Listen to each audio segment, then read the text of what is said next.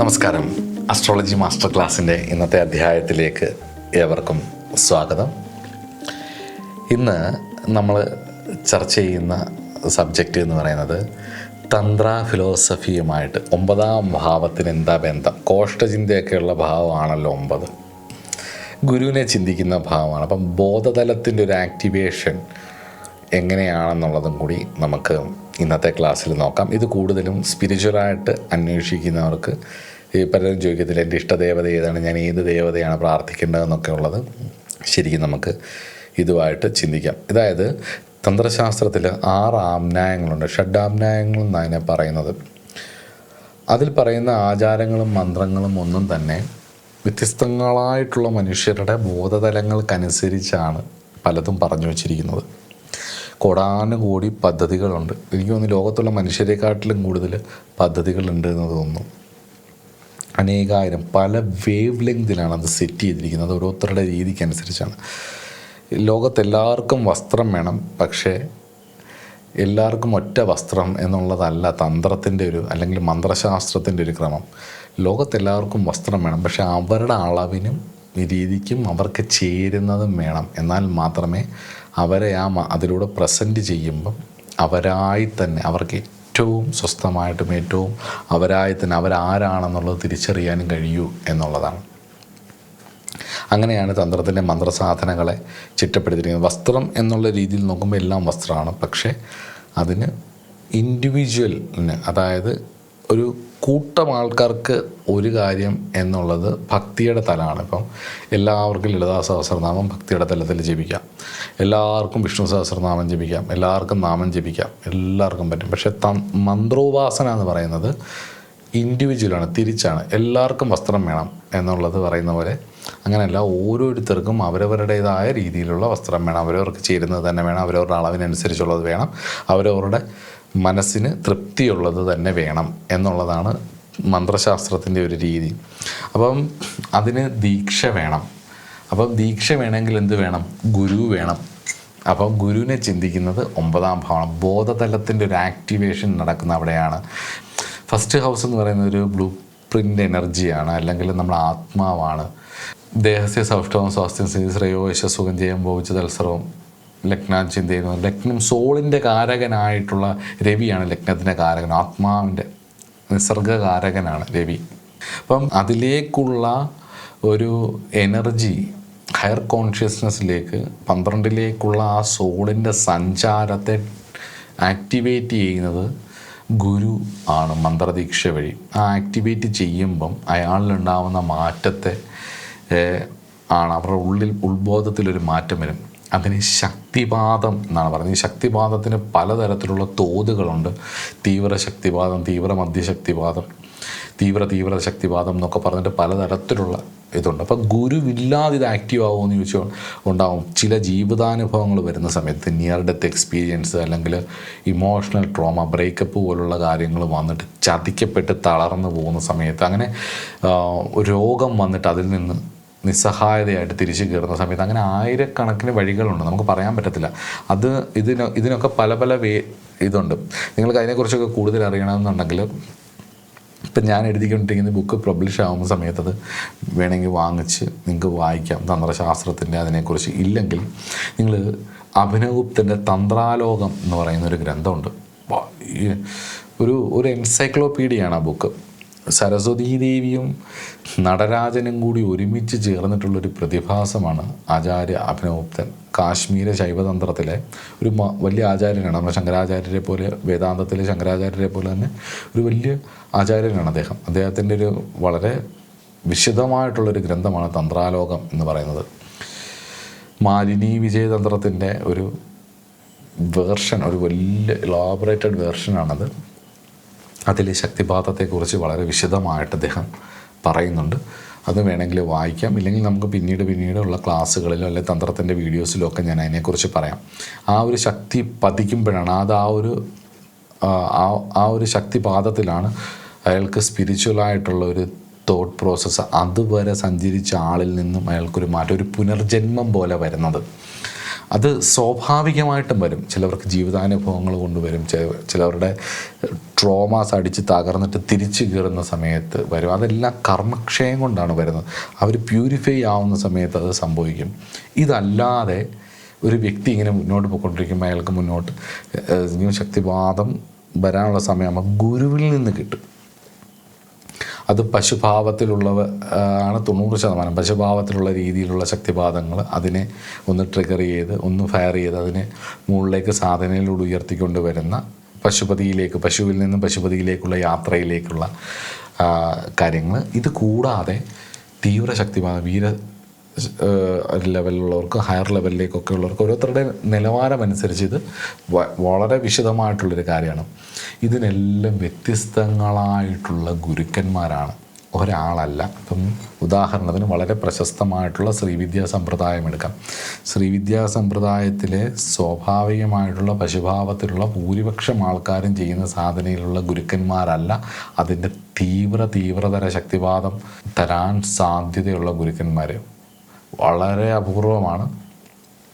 കിട്ടുക എന്ന് പറയുന്നത് തന്നെ വലിയ ഭാഗ്യമാണ്, ലോട്ടറി അടിക്കുന്ന പോലെയാണ്. അപ്പം ഇതെല്ലാം കിട്ടുന്നതും അവരുടെ യോഗ്യതയും അന്വേഷണവും എല്ലാം 9ാം ഭാവം കൊണ്ടാണ് ചിന്തിക്കുന്നത്.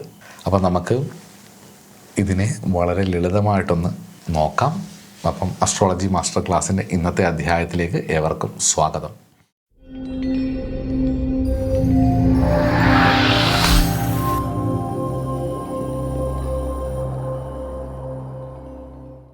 ഗുരുമുഖവും ദീക്ഷയും നമുക്കതിനെ നോക്കാം. 9ാം ഭാവം കൊണ്ട് പുരശ്ചരണത്തെക്കുറിച്ച് പറയുന്ന പുരശ്ചര്യാർണവം എന്ന് പറയുന്നൊരു തന്ത്രഗ്രന്ഥമുണ്ട്. അതിൽ പറയുന്ന പോലെ പുസ്തകേ ലിഖിതോ മന്ത്ര നാ തസ്യ ജായതേ സിദ്ധി. അതായത് പുസ്തകത്തിൽ എഴുതി വെച്ചിരിക്കുന്നത് വായിച്ചിട്ട് അല്ലെങ്കിൽ പുസ്തകം നോക്കി മാത്രം മന്ത്രം ജപിച്ചാൽ സിദ്ധി കിട്ടുകയില്ല എന്നുള്ളത്, അല്ലെങ്കിൽ ഉയർച്ച ഉണ്ടാവില്ല. സിദ്ധി എന്ന് പറഞ്ഞു കഴിഞ്ഞാൽ എന്തെങ്കിലും മാജിക്ക് കാണിക്കാനുള്ള കഴിവല്ല, ആത്മീയമായിട്ടുള്ള വളർച്ച അങ്ങ് മാത്രം കിട്ടില്ല. അപ്പം അത് കിട്ടണമെങ്കിൽ നാമജപത്തിന് പുസ്തകം നോക്കി ജപിക്കാൻ കേട്ടോ. ഇത് കേട്ടോ, മന്ത്രജപമാണ്, അത് ആലോചിച്ചോണം.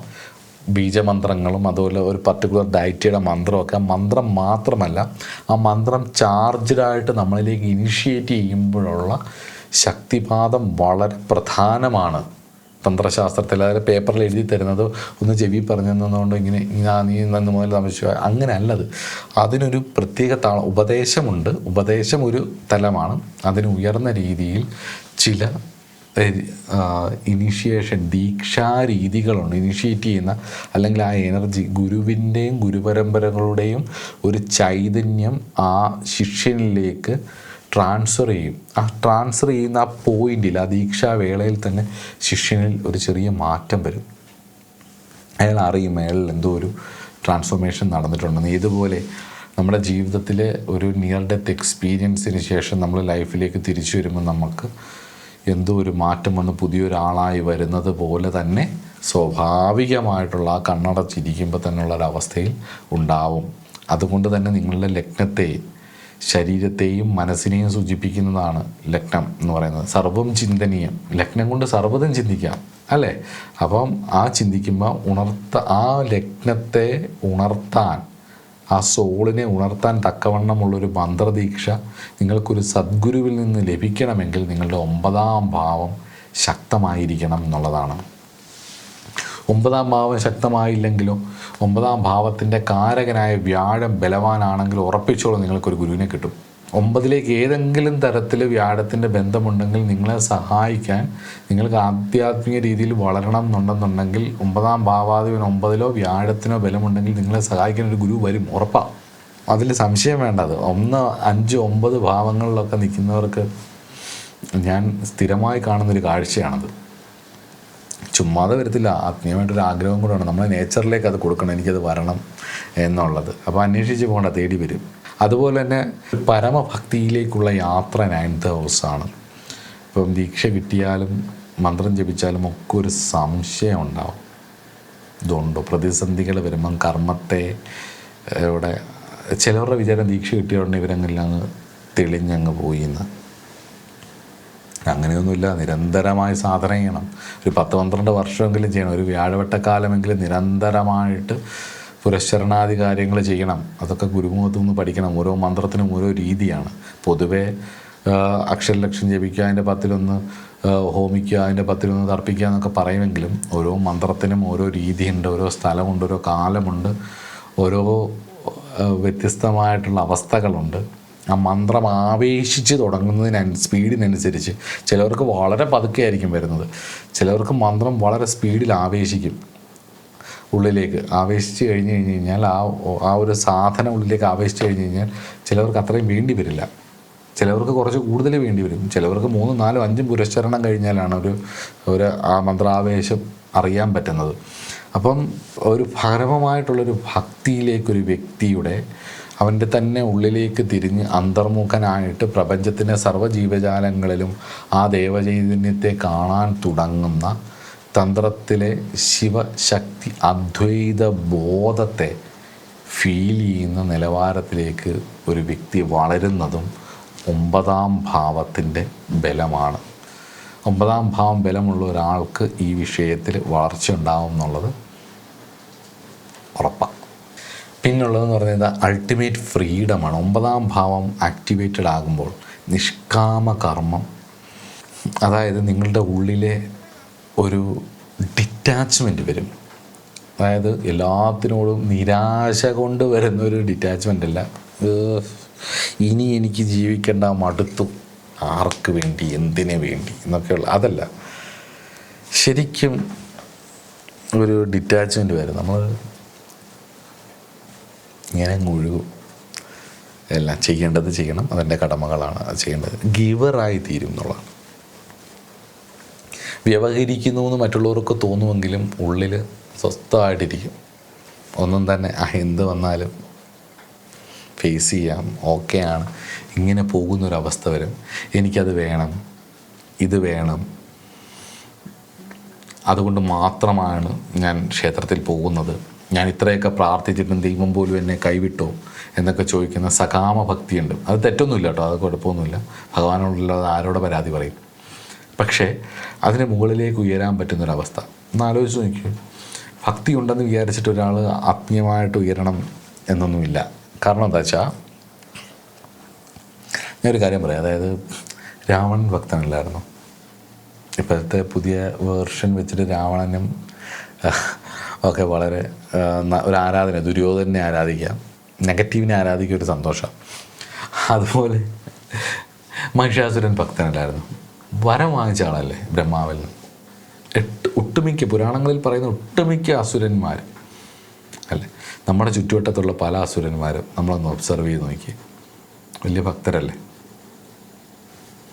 അല്ലേ. അപ്പോൾ ഭക്തി ഒന്നുകൊണ്ട് സകാമ ഭക്തി എന്ന് പറയുന്നൊരു കാര്യം കൊണ്ട് മാത്രം ഒരാൾക്ക് ഉത്തമ വ്യക്തിയാവണമെന്നില്ല. ഭക്തിയുണ്ട് എന്നൊരൊറ്റ കാരണം കൊണ്ട് അല്ല, പലയിടത്തും മതത്തിൻ്റെ പേരിൽ വെട്ടിച്ചാവുന്നവരും വെടിവെച്ച് ചാവുന്നവരും ഒക്കെ ഭക്തന്മാരാണെന്നല്ലേ പറയുന്നത്. അപ്പോൾ സകാമ ഭക്തി എന്ന് പറയുന്നത് കൊണ്ട് മാത്രം ഒരാൾ ഭക്തനാണെന്നില്ല. അത് മാറി പ്രപഞ്ചത്തിൻ്റെ ഒഴുക്കിനൊപ്പം നീങ്ങുകയും നിഷ്കാമമായിട്ടുള്ള ഭക്തിയിലേക്ക് സ്വയം മാറുകയും ചെയ്യുന്നത് തന്ത്രശാസ്ത്ര പ്രകാരം ഒരു മോക്ഷബീജം നമ്മളിലേക്ക് പതിക്കുകയും ചെയ്യുന്നു എന്നുള്ളതും 9-ാം ഭാവവും 9-ാം ഭാവം വഴി കിട്ടുന്ന ഭാഗ്യങ്ങളും ആണ്. അത് പ്രകൃതിയുടെ അനുകൂലാവസ്ഥയാണ്. മായേ, അതായത് ജ്ഞാനിനാമപി ചേതാംസി ദേവീ ഭഗവതി ഹിസ ബലാദാകൃഷ്യ മോഹായ മഹാമായ പ്രയശ്യതി എന്ന് ദേവി മഹാത്മ്യത്തിൽ 1-ാം അധ്യായത്തിൽ പറയാം. അതായത് ജ്ഞാനികളെ പോലും, ജ്ഞാനികൾ അറിവുള്ളവരല്ല, അതിനപ്പുറം നിൽക്കുന്ന ജ്ഞാനികളെ പോലും ദേവി ഭഗവതി സ ബലാദാകൃഷ്യം, ബലമായിട്ട് ആകർഷിച്ച് മഹാമായ പ്രയശ്യതി, മഹാമായ ഈ മോഹകുണ്ടിൽ പതിക്കും. ജ്ഞാനികൾ പോലും. അപ്പോൾ പിന്നെ നമ്മുടെയൊക്കെ അവസ്ഥ പറയണം. ജ്ഞാനികൾ പോലും അടിച്ച് മോഹിപ്പിച്ച് ചിന്തിപ്പിച്ച് ആ രീതിയിലൊക്കെ പോയി കളയും. നമ്മുടെ ചിന്ത പോലെയാണ്. നമ്മൾ ധ്യാനിക്കാനിരിക്കുമ്പം, ലളിതമായിട്ടൊരു ഉദാഹരണം പറയാം. നമ്മൾ ധ്യാനിക്കാനിരിക്കുമ്പം നല്ല വിശപ്പ് വരുന്ന സമയത്തായിരിക്കും ഉള്ളിൽ നമുക്കിഷ്ടമുള്ളൊരു ഡിഷ് ഉണ്ടാക്കുന്ന മണം മൂക്കിലേക്ക് വരുന്നത്. 15 മിനിറ്റ് ധ്യാനിക്കാനാണ് നമ്മളിരുന്നത്. മൂക്കിലേക്ക് വരുന്നു, അടിക്കുന്നു, അതെല്ലാം ഉണ്ടാക്കി അതെല്ലാം കഴിഞ്ഞ് അതിനെക്കുറിച്ചുള്ള ചിന്തകളൊക്കെ പോയി അതെങ്ങനെയാണ് ഉണ്ടാക്കുന്നതെന്നൊക്കെ ആലോചിച്ച് അത് കഴിക്കുന്നതിനെക്കുറിച്ചൊക്കെ ആലോചിച്ച് തിരിച്ചു വരുമ്പോഴത്തേക്ക് നമ്മളിവിടെ മെഡിറ്റേഷൻ വെച്ചിരിക്കുന്ന 24 മിനിറ്റ്സ് ടൈമർ കഴിയും. അതുപോലെയാണ് നമ്മൾ നന്നായിട്ട് ജീവിക്കണം, നന്നാവണം, നമ്മൾ ഇന്ന് മുതൽ സ്വസ്ഥമാവണം, ഗംഭീരമാവണം എന്ന് പറഞ്ഞ് മുന്നോട്ട് പോകുമ്പോഴായിരിക്കും ജ്ഞാനിനാമപി ചേതാംസി ദേവീ ഭഗവതി സ ബലാതാകർഷ്യമോയ നമ്മളെ വാസനകളിങ്ങനെ ബലമായിട്ട് ആകർഷിച്ച് കുണ്ടിൽ വീഴുന്നത്. ജ്ഞാനികൾക്ക് പോലും അതാണ് അവസ്ഥ എന്നുണ്ടെങ്കിൽ നമ്മുടെ അവസ്ഥ ഒന്ന് ആലോചിച്ച് നോക്കി. അപ്പം ആ അവസ്ഥയിൽ നിന്ന് മാറി നമ്മൾ ശ്രദ്ധ വരണമെങ്കിൽ പോലും ഭഗവതിയുടെ അനുഗ്രഹം വേണം, നേച്ചറിൻ്റെ യൂണിവേഴ്സ് സപ്പോർട്ട് വേണം. ഇന്ന് ഒരുപാട് പേര് താങ്ക് യു യൂണിവേഴ്സ്, എന്ത് കിട്ടിയാലും യൂണിവേഴ്സിനോട് നന്ദി പറയുന്ന കുറേ ആൾക്കാരെ ഞാൻ കണ്ടിട്ടുണ്ട്. താങ്ക് യു യൂണിവേഴ്സ് അല്ലെങ്കിൽ ഈ പ്രപഞ്ചത്തോട് നന്ദി എന്നുള്ളത്. പക്ഷെ അവർ വേറൊരു കാര്യം പറയുന്നത് അവർക്ക് ഈ ദൈവവിശ്വാസം ഇല്ലെന്ന്. ദൈവവിശ്വാസിയായാലും അവിശ്വാസിയായാലും പട്ടിയായാലും പൂച്ചയായാലും നരനായാലും നരിയായാലും സർവ്വതിൻ്റെയും ഉള്ളിൽ ഈശ്വരൻ സർവഭൂതാനാം ഹൃദ്ദേശേ അർജുന തിഷ്ഠതി. സർവ്വതിൻ്റെയും സർവചര അചരങ്ങളുടെയും ഉള്ളിൽ തെളിഞ്ഞു നിൽക്കുന്ന ആ മഹാചൈതന്യമാണ് എൻ്റെ ഉള്ളിലും ഉള്ളത്. സർവ്വതിനും ഈശ്വരനാൽ ആവാസിതമല്ലാത്ത ഈശാവാസ്യമിതം സർവം, ഈശ്വരനാൽ ആവാസിതമല്ലാത്ത ഒരു സ്ഥലം പോലും ഒന്നുപോലും ഇവിടെ ഇല്ല.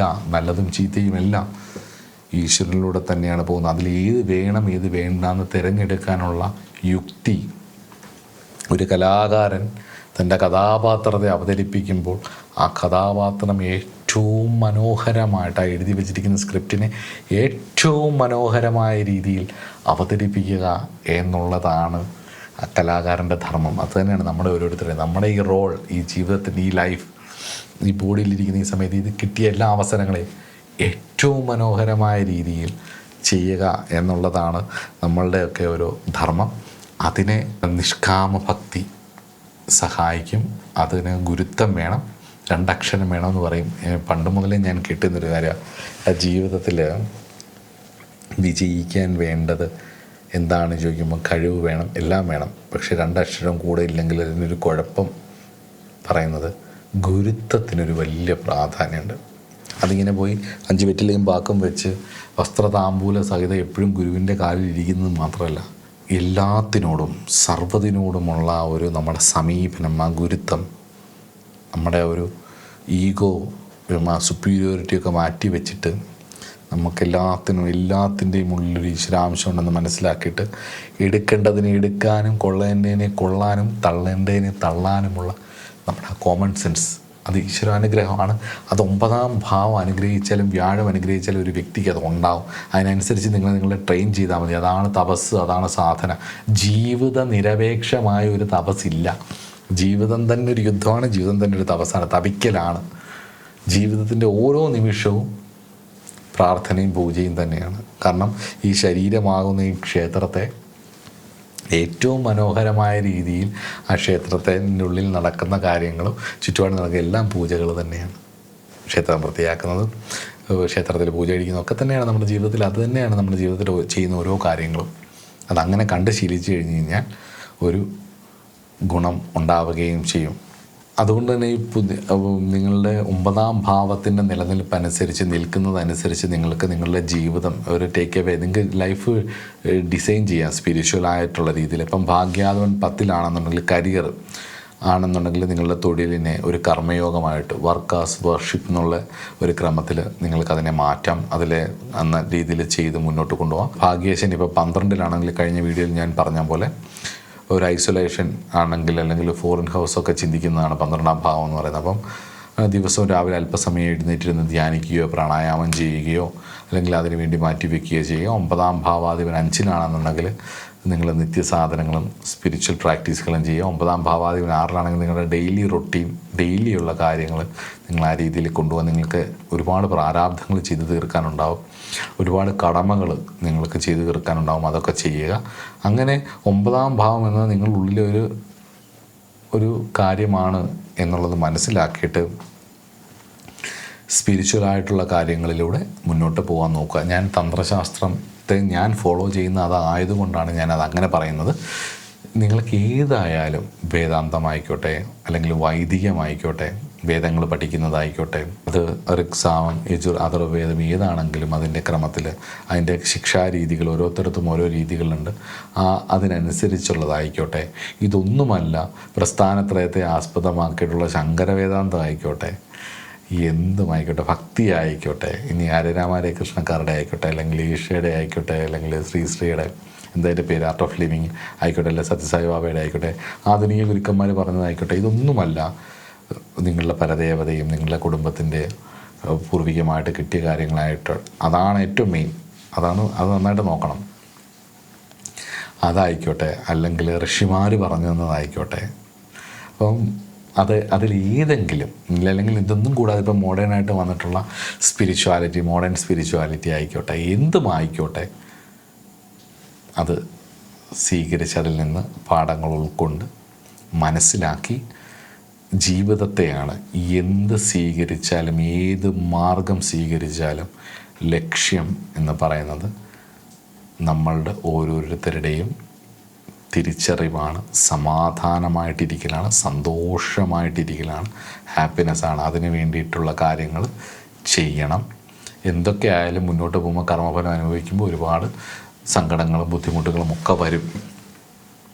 വീണോട്ടെന്നേ, ഒന്ന് വീണാലും കുഴപ്പമില്ല, സങ്കടപ്പെട്ടോളൂ, പക്ഷേ അതിൽ ഹുക്ഡ് ആവരുത്. അതിനെ എൻ്റെ വഴിക്ക് വിട്ടത് ദിസ് ടു ഷാൽ പാസ്, ഇതും കടന്നു പോകുമെന്ന് പറഞ്ഞ് മുന്നോട്ട് പോവുക. അതുപോലെ തന്നെയാണ് സന്തോഷം വന്നാലും അമിതമായിട്ട് സന്തോഷിച്ച് അതിൽ തന്നെ ഇങ്ങനെ ഭ്രമിച്ചിരിക്കരുത്. അതും ആസ്വദിച്ച് അതിൻ്റേതായ രീതിയിൽ ആസ്വദിച്ചിട്ട് അതിനെ ഒരു താളത്തിൽ അറ്റാച്ച്ഡ് ആയിട്ടിരിക്കുമ്പോൾ തന്നെ ഡിറ്റാച്ച്ഡ് ആയിട്ടിരുന്നുകൊണ്ട് അതിനുണ്ട്. ഇല്ലെങ്കിൽ അതും ഭാവിയിൽ ദുഃഖത്തിന് കാരണമാകും എന്നുള്ളതും ഓർമ്മിപ്പിക്കുന്നു. അപ്പം ഇത്രയൊക്കെയാണ് എനിക്ക് 9-ാം ഭാവത്തെക്കുറിച്ച് പറയാനുള്ള സ്പിരിച്വൽ കാര്യങ്ങൾ. എനിക്ക് വലിയ സന്തോഷമുണ്ട്. കാരണം എന്ന് വെച്ച് കഴിഞ്ഞാൽ മറ്റുള്ള ഭാവങ്ങളെ പോലെയല്ല, ഈ 9-ാം ഭാവം പറയുമ്പോൾ കൂടുതൽ നമുക്ക് സ്പിരിച്വാലിറ്റിയെക്കുറിച്ചുമൊക്കെ, യാത്രകളെക്കുറിച്ചും തീർത്ഥാടനങ്ങളെക്കുറിച്ചും ഗുരുവിനെക്കുറിച്ചും അതുപോലെ തന്നെ അച്ഛനെക്കുറിച്ചും ഒക്കെ നമുക്ക് കൂടുതലായിട്ട് ചർച്ച ചെയ്യാൻ പറ്റുന്ന ഒരു ഭാവമാണ് ശരിക്കും 9 എന്ന് പറയുന്നത്. അതെനിക്ക് വലിയ സന്തോഷമുള്ളൊരു കാര്യമാണ്. എനിക്ക് വലിയ ഇഷ്ടമുള്ളൊരു ഭാവം കൂടിയാണ് 9-ാം ഭാവം. എനിക്കത്ര അനുകൂലമല്ലാത്തൊരു ഭാവം കൂടിയാണ്. ഭാഗ്യാധിപൻ അത്ര ബലമുള്ള ഒരാളല്ല ഞാൻ. അപ്പോൾ അതുകൊണ്ട് തന്നെ, എന്നാൽ ഭാഗ്യത്തിൻ്റെ കാരകനായ വ്യാഴം ഏറ്റവും ബലപ്പെട്ട ഒരു ജാതകം കൂടിയാണ് എൻ്റെത്. അപ്പം ഇതിൻ്റെ രണ്ടിൻ്റെയും ഒരു വേരിയേഷൻ, ഭാഗ്യാധിപന് ബലക്ഷയം വരികയും ഭാഗ്യത്തിൻ്റെ കാരകൻ നന്നായി ബലപ്പെടുകയും ചെയ്തപ്പം ഉണ്ടാവുന്ന പ്രകൃതിയുടെ ഒരു ചില സ്ഥലങ്ങളിലെ മിസ്മാച്ചുകൾ ലൈഫിൽ എക്സ്പീരിയൻസ് ചെയ്തുകൊണ്ടിരിക്കുന്നതാണ് വർഷങ്ങളായിട്ട്, എനിക്കറിയാവുന്നതുമാണ്. അപ്പം അത് പലരുടെയും ജാതകങ്ങളിൽ മനസ്സിലാക്കാനും അവർക്ക് വഴികാട്ടി കൊടുക്കാനും ഒക്കെ അവരും അത് എക്സ്പീരിയൻസ് ചെയ്യുന്ന കാര്യങ്ങളാണ്. അപ്പോൾ ഇതെല്ലാം നിങ്ങൾക്കും പഠിക്കാനും മനസ്സിലാക്കാനും കഴിയട്ടെ എന്ന് പ്രാർത്ഥിച്ചുകൊണ്ട്, സാക്ഷാൽ രാജരാജേശ്വരിയുടെ അടുത്ത്, ഭഗവതിയുടെ അടുത്ത് പ്രാർത്ഥിച്ചുകൊണ്ട്, ഭൈരവി അനുഗ്രഹിക്കട്ടെ എന്ന് പ്രാർത്ഥിച്ചുകൊണ്ട് അടുത്ത ക്ലാസ്സിൽ നമുക്ക് കാണാം. 9-ാം ഭാവത്തിൽ വിവിധ ഗ്രഹങ്ങൾ നിന്നാൽ, അല്ലെങ്കിൽ 9-ാം ഭാവാധിപൻ വിവിധ ഭാവങ്ങളിൽ നിന്നാൽ എന്നുള്ള വീഡിയോസ് നമുക്ക് നോക്കാം. അടുത്ത ക്ലാസ്സിൽ കാണാം. നമസ്കാരം.